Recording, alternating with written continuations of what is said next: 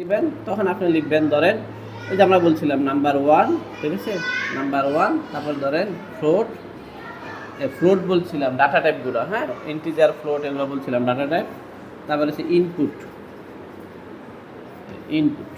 তাহলে নাম্বার 1 নামক একটা ভেরিয়েবল আছে, সেই ভেরিয়েবলের মধ্যে আমার ইনপুটটা আসলো। আপনি যদি এখানে যা দেন সেটা আসবে, 5 দিলে 5 আসবে। তারপরে আমি আবার লিখলাম ধরেন নাম্বার 2, ঠিক আছে, আবার লিখলাম ফ্লোট, আবার লিখলাম ইনপুট, ঠিক আছে। তার মানে এখন নাম্বার 2 নামক আরেকটা ভেরিয়েবল আছে,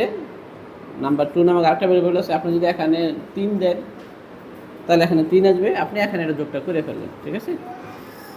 এই ধরেন এই যে প্রিন্ট, ঠিক আছে, a প্লাস বি সরাসরি যোগ করে ফেলে দিয়েছি। তার মানে এই প্রোগ্রামটা কিন্তু এখানে শুরু হয়েছে, ফাংশনটা এখানে শুরু হয়েছে এবং এখানে শেষ করে ফেলেছে, ঠিক আছে। আপনি যদি এটাকে ঘুরে লিখতে চান তাও লিখতে পারবেন।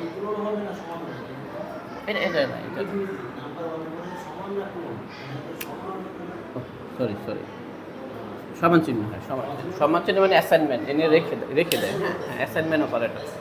তার নাম্বার 1 ভেরিয়েবলের মধ্যে ইনপুট যেটা দিবেন এটা এখানে রেখে দিচ্ছে, আবার 2 এর মধ্যে রেখে দিচ্ছে, তারপর প্রিন্ট করে দিচ্ছে a প্লাস বি। তার মানে আমি যে ফাংশনটা আপনি ডিফাইন করছেন সেই ফাংশনটার কাজটা কিন্তু এখানে করে ফেলছে। তাহলে এখানে যদি করেন তাহলে আপনি ক্লোন চিহ্ন দিবেন, তাহলে আমার প্রোগ্রামটা শেষ। আর এখানে দেখেন, এখানে মুছে ফেলছিলাম না, আগের ফাংশনে দেখেন আমি কিন্তু এখানে প্রিন্টের পরে সাম দিয়েছিলাম, তারপর সে নাম্বার 1 নাম্বার 2 দিয়েছিলাম, আর কিছু করিনি, ওখানে কোলন চিহ্নটা দিই নি। কোলন চিহ্ন না দিলে কী হবে, ওখান থেকে কল আসবে, এখানে আসবে। তারপরে আমি যদি কল করি তাহলে আমার কোলন চিহ্ন লাগবে না, হ্যাঁ। আর আমি যদি কল না করে পুরো ফাংশনের কাজটা এখানে করে ফেলি তাহলে আমার কোলন চিহ্ন দেওয়া লাগবে যে কোনো কাজে। ইফ এর পরে যদি আপনি কোলন দেন তার মানে ওই কাজটা এখানে হচ্ছে, বেশিটা এরকম। আচ্ছা, 2 নাম্বার গেল, 1 নাম্বার গেল, এবার 2 নাম্বার। আপনি যদি প্যারামিটার সহ ফাংশন লিখতে চান তখন সেম আবার আগের মতোই লিখবেন, ডিফাইন ফাংশন নেম,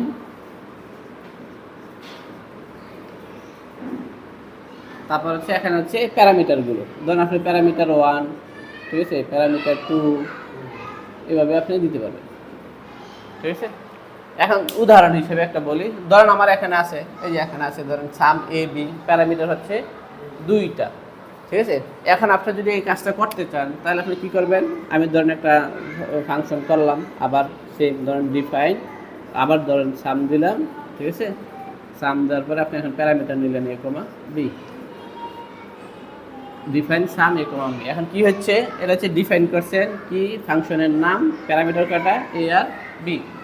তার মানে আপনি এটাকে যদি ওই যে সেম আগে যদি আপনি এখন কল করেন, 2টা প্যারামিটার নিয়ে আসেন, তাহলে ওর ভিতরে যে কাজটা আছে সেই কাজটা করে দিন, ঠিক আছে। এখানে কিন্তু আমি ওই যে দেখেন, এখানে কিন্তু আমি ওই এ আর বি নিয়ে কোনো কথা বলিনি। তাহলে আপনি যদি এটা এরকম করেন, পুরোটা লিখতে চান, তাহলে সেম আগের মতো লিখেন, এই যে নাম্বার 1 সমান সমান ধরেন ফ্লোট ইনপুট, তারপরে হচ্ছে ধরেন একটা দিলাম, আবার নাম্বার 2 ফ্লোট ইনপুট, এরকম দিলেন। এখানে আপনি যদি কল করেন এই যে সাম, বা এখানে দেন প্রিন্ট, তাহলে একবারে প্রিন্ট করে ফেললাম, তারপরে সাম ধরেন a, b, এখানে এই না, এখানে হচ্ছে নাম্বার 1, এই যে নাম্বার 1 নাম্বার 2। তার মানে কি হলো, আপনি সামরে যেহেতু এখানে কোলন দেন নাই, তার মানে এখানে একটা কল করছেন, এই জিনিসটাকে কল করছেন। কল করা মানে হচ্ছে সে এখান থেকে এটারে রেখে এবার এখানে আসবে। তাহলে সামের মধ্যে এই যে নাম্বার 1 2টা প্যারামিটার আছে, এখানে 2টা প্যারামিটার আছে, মিলবে, পরে এখানে আসবে। তাহলে হচ্ছে আমাদের 2 নম্বর। হ্যাঁ, এবার লাস্ট আরেকটা দেখাই।